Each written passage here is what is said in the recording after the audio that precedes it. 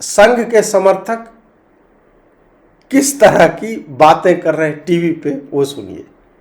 पहला प्रश्न है आपके लिए कि भागवत जी कह रहे हैं कि कानून की पालना सबको करनी चाहिए, लेकिन अगर कोई कानून ऐसा आए जो असमानता उत्पन्न कर रहा हो, जिसको लेकर एक वर्ग विशेष में बेहद नाराजगी का भाव हो और वो उस कानून को बदलने की मांग कर रहा हो, तब इस परिस्थिति में आरएसएस को अपनी भूमिका का निर्वहन में क्या करना चाहिए? कानून की पालना या कुछ और? देखिए, मोहन भागवत जी ने जहां कानून पालन करना चाहिए कहा, वहीं तुरंत उन्होंने ये भी कहा उसी के पीछे कि यदि उसमें किसी परिवर्तन की आवश्यकता है तो परिवर्तन का विधान है, जिन्होंने कानून बनाया उसे बदल भी सकते हैं यदि उसे समाज खड़ा है, असंतुष्ट है। जहां तक संघ की बात है तो संघ कहता है कि भूल कर भी मुख में जाति पंथ की न बात हो, संगठन गढ़े चलो, सुपंथ पर बढ़े चलो, भला हो जिसमें देश का वो काम सब किए चलो। अरे आप अपना गढ़े ले रहे हो, अपना कड़े ले रहे हो, और यहाँ समाज बटा जा रहा है। आप कह रहे हो ये भी सही है, वो भी सही है। समाज मान लो तो भी ठीक बात है, न मानो तो भी ठीक बात है। समाज तो बटा हुआ है, तभी तो संघ एक करने का प्रयास कर रहा है। एकता ही एकमात्र उपाय है जिससे कि हम आगे बढ़ सकते हैं। ये किसको एक करने के लिए लाए हो? ये तो बांटने के लिए लाए हो। अब देखिए, इसमें तीन प्रश्न होते हैं। आपकी क्या धारणा है यूजीसी पर, ये पहले बताओ। उसमें तीन धारणाएं हैं। पहला ये कि हम ये सोचते हैं कि क्या ज्यादती हो रही थी, नंबर एक। नंबर दो, क्या कानून की लाने की आवश्यकता थी, और नंबर तीन कि यदि कानून लाया गया तो क्या कानून समुचित रूप से प्रभावशाली सब पर समान रूप से लागू होगा। ये तीन प्रश्न है उसके अंदर। तो ये तो है कि ज्यादतियां हो रही थी। अच्छा, पिछड़े और दलितों के साथ ज्यादती हो रही थी? नहीं, देखिए, इसमें जो वर्ग बनाए गए हैं उसमें महिला भी है, विकलांग भी है, क्षेत्र के अनुसार दक्षिण भारत, उत्तर भारत, पहाड़ी क्षेत्र, साउथ, नॉर्थ ईस्ट के लोग भी हैं, तो इन लोगों के साथ भी जाती। चलो, मुझे कम से कम ये इत्मीनान हुआ कि आरएसएस से जुड़े लोग यूजीसी के बिल के समर्थक हैं, तो आपको मैं समर्थक की श्रेणी में डालता हूं। तो जो लोग आंखें बंद किए वो सुन ले सिन्हा जी को। देखिए, ऐसा है कि मैं समाज का समर्थक हूं, और जो कानून व्यवस्था बनी रहे इसका समर्थक हूं। किसी के साथ भेदभाव नहीं होना चाहिए, किसी को के साथ अन्याय नहीं होना चाहिए। तो आप बताओ ना सिन्हा जी, किसके साथ भेदभाव हो रहा था, किसके साथ अन्याय? देखिए, इसमें संघ तो सबको एक करने की बात करता है ना, और मैं भी समझता हूं समाज शास्त्रीय दृष्टिकोण से मैं ये समझता हूं कि भेदभाव किसी के साथ नहीं होना चाहिए।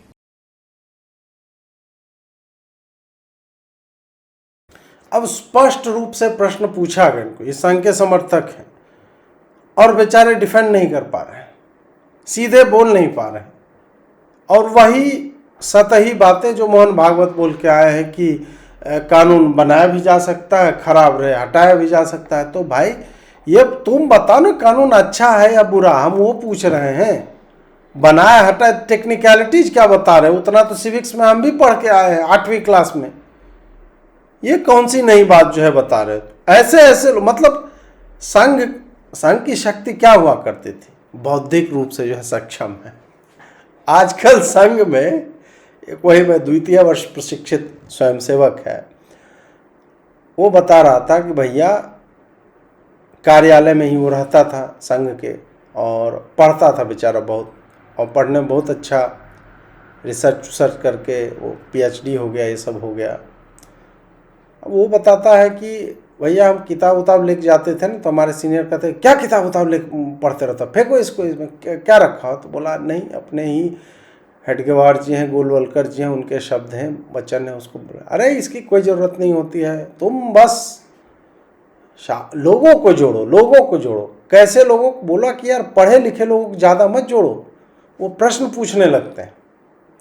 तो संघ अब भेड़ों को इकट्ठा करना चाह रहा है कि भाई पढ़े लिखे लोग नहीं चाहिए, वैसे कि बस मोहन जी ने बोला है तो परम पूजनीय ऐसा बोल करके और प्रणाम कर लेना है सीधा। और ये वो व्यक्ति है जो मोहन भागवत जी के साथ एक कार्यक्रम में था, वो जो चप्पल पहन करके गए थे, उस चप्पल को ये आज तक वो व्यक्ति रखे हुए था। आप सोचिए कि ये डेडिकेशन कि मोहन भागवत जी भगवान है, उस स्तर का समर्पित कार्यकर्ता आपका, और उसको बोला जा रहा है कि ज़्यादा पढ़े लिखे को मत जोड़ो, उससे जो है वो क्वेश्चन पूछने लगेंगे। ABVP वाले ने, वो संगठन का बेचारा कोई था, और वो UGC पे पूछ दिया, जो एक दिन मैंने जिक्र भी किया था उस घटना का। ऑनलाइन इनकी मीटिंग चल रही थी कि हम क्या बोले कार्यकर्ताओं को। उनसे लोग पूछते हैं कि ABVP का क्या स्टैंड है, तो बोलता है किल द आस्कर, पूछने वाले को शांत कर दो। बोला कि नहीं हो रहे शांत। तो बोल रहा है कि नहीं, मानस उनका तैयार कीजिए। मतलब तुम वैसे लोगों को ही लो जो मेंटली तुम्हें चैलेंज ना करे, तुम जो बोल दो वो सीधा मानने को तैयार हो जाए। तो इस तरह की परिपाटी, ऐसे लोगों को अब संघ में भरा जा रहा है, तो संघ कैसा होगा, उसकी सामूहिक बौद्धिक क्षमता कैसी होगी यदि आप इस तरह के भेड़ों को संघ में भरना चाहते हैं। और कोई भी कि मोहन भागवत बोल दिया हो गया, वो मतलब मोहन भागवत ना ब्रह्मा जी हो गए, क्या बोल दिया अब छप गया है, अब उसको डिफेंड करते रहना है।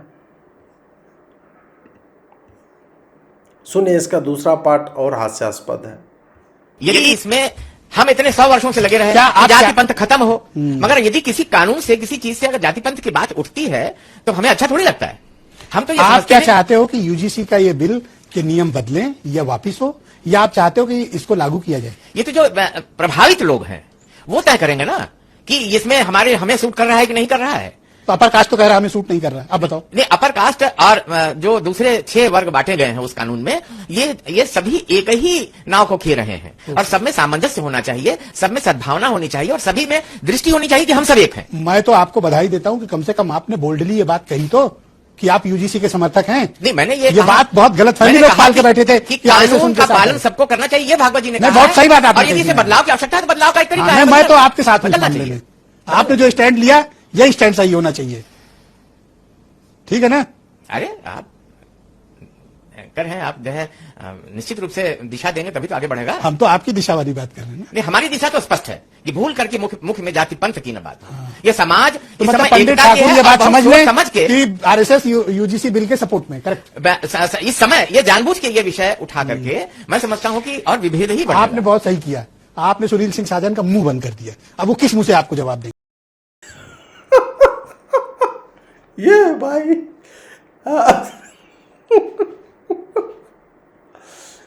बस आदमी को पता नहीं है कि वो समर्थन कर रहा है कि विरोध कर रहा है।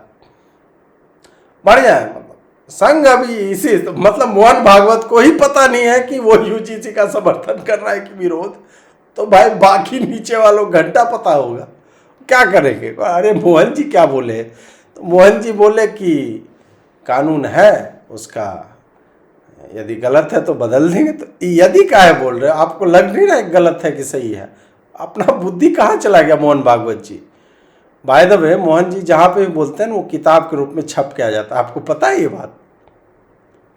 मोहन जी जो भी शब्द बोलते हैं वो छप कर के आता है पुस्तक के रूप में। और संघ का कोई कार्यक्रम होगा तो मोहन जी के वचनामृत जो है वो बिकता है वहाँ पे, या फ्री में ही देता, खरीदेगा तो कोई भी नहीं खरीदेगा, फ्री में वहाँ पे वो बांटते रहते हैं।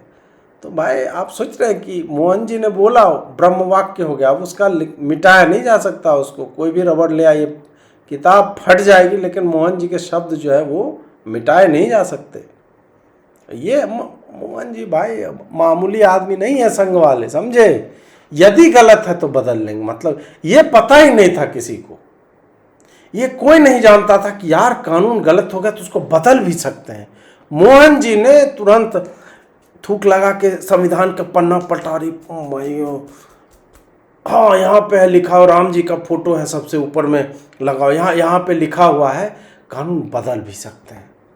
ये पता चला कि संसद ये काम भी कर सकते हैं भाई। कौन बताए? मोहन जी भागवत बताए। प्रातः स्मरणीय, संध्या वंदनीय, परम पूजनीय मोहन जी भागवत। मोहन भागवत जी नहीं, जी मोहन भागवत नहीं, मोहन जी भागवत। सही से उच्चारण कीजिए, संघ वाले जो उस पर भी लड़ जाते हैं कि ऐसे नहीं बोले मोहन जी भागवत को, समझ रहे हैं? जी भाई साहब, जी भाई साहब, जी भाई साहब आप करते रहिए, आपको संगी संघ वाले मान लेंगे। मतलब एक भैया है हमारे, वो बता रहे थे कि संघ वाले जो है, संघ वालों को एक ने फिगर आउट कर लिया है, मतलब सपा वालों और कांग्रेस वालों ने उधर की, उनको पता है कि वो सत्ता में अभी लंबे समय नहीं आएंगे, तो भाजपा में आना चाहते हैं। तो भाजपा में कैसे आओ, संघ यदि रिकमेंड कर देता आ जाए, तो वो क्या कर ले, उन्होंने 2 चीज़ जो है वो सीखा है, 2 कीवर्ड हैं।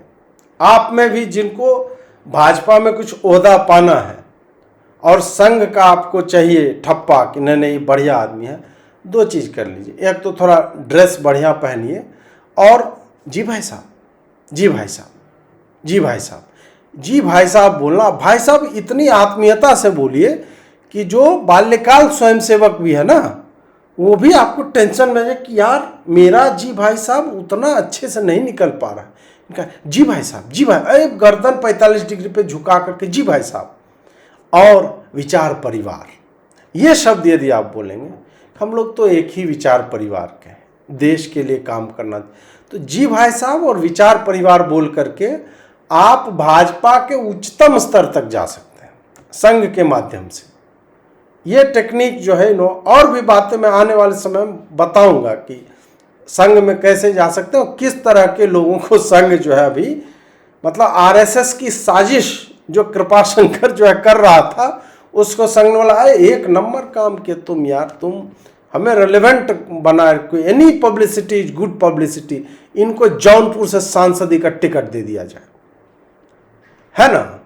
एक बार नहीं, इन्होंने ऐसे नायाब हीरे, Dilip Mandal for that matter, मतलब अजीत भारती वामपंथी है, और ये पता चल गया इन लोग को कि 2014 से पहले तो ये कुर्ता पहनता था यार। इसने कुरान पे लिखा है कि I have not found anything bad in Quran. जिहाद जो है वो मुसलमान जो है जब तक थ्रेटेंड फील नहीं करते हैं तब लड़ते हैं। भाई 2013 में वही कुरान बिक रही थी जो मैंने पढ़ा था, तो मेरे विचार उस वक्त, खैर उसके लिए मुझे तुमने वामपंथी बोल दिया। 2014 से 26 तक मैंने जो किया वो अब काउंट नहीं करेगा, ठीक है। भाई दिलीप मंडल क्या कर रहा था, मेरा तो तुम ये 2 ट्वीट लेकर के आते हो, है ना। मंडल तो सुअर को जनेऊ पहना रहा है, मोदी को सबसे नीच प्रधानमंत्री बोल रहा है, मोहन भागवत को पेला, उसने किसको छोड़ा है और उसको माथे पे लेकर के तुम लोग घूम रहे हो। तो ये लॉजिक क्या, तो दिलीप मंडल को माथे बिठाने के बाद ये गलत बात है यार, मुझे इसके कारण ट्रोल नहीं करना चाहिए, कम से कम मेरा वो कुरान वाला आपको त्यागना पड़ेगा। कल एक संघ के 65 वर्ष से संघ के स्वयंसेवक, 65 वर्ष सोच रहे हैं, उस आयु से जो स्वयंसेवक रहा हो, मुरली मनोहर जोशी के साथ जिन्होंने काम किया है सलाहकार के रूप में, उस आदमी ने मुझे जो जो बातें बताई है मोहन भागवत के बारे में, वो तो एक दिन हम बढ़िया से बैठ करके, क्योंकि संघ भी जो कर रहा है उसके ऊपर भी व्यापक समग्र दृष्टि से, और मैं तो बाहर का आदमी हूं ना, जो संघ में है इतने वर्षों से, ऐसे लोगों को बिठा करके चर्चा करने की आवश्यकता है। क्योंकि मोहन भागवत जिस दिशा में संघ को ले जा रहा है वो बर्बादी की ओर, सामाजिक बर्बादी, संघ की नहीं, समाज की बर्बादी की ओर जाए। आपको पता है इनके साथ के लोग संघ में जो अच्छे पदों पे हैं, मुसलमान से विवाह करवाया, उसका नाम क्या रखा पता, वैदिक निकाह। वैदिक निकाह हो रहा है संघियों में, खाली निकाह करवाते, क्या समस्या, तुम साले इसमें वैदिक काहे जोड़ रहे हो। वैदिक निकाह क्या होता है, संघ के लोग इस स्तर पे आ चुके हैं, they are trying to defend any shit, कुछ भी कह लो एकदम संघ के जैसी। एक है आरएसएस को लेकर के एक ने बढ़िया लिखा है, ये सोशल साइंटिस्ट, कि संघ पर एकाध कटु टिप्पणी के बाद जिस तरह से बेतुके डिफेंस दिए जा रहे हैं उन पे आपको हंसी आएगी। संघ को समझ नहीं पाओगे के बाद, संघ पसंद नहीं है तो ऐसा दूसरा संगठन खड़ा कर लो का तर्क आया है। अव्वल तो यह है कि संघ कोई निराकार ब्रह्म की सत्ता नहीं है, उसका भी एक लौकिक मूर्त रूप है, उसके सदस्य हमारे आपके बीच रहने वाले लोग हैं और उन्हीं के द्वारा बनाया हुआ खड़ा किया गया संगठन है। इसलिए बिहार के देहात में माओवादियों के लिए दिए जाने वाला लॉजिक कि पार्टी का काम और उसकी विचारधारा समझना सबके वश की बात नहीं है, ये बदकुचन अपने पास रखो। संघ की शक्ति भी उसी वर्ग से आती है जो भाजपा को सजीव रखता है।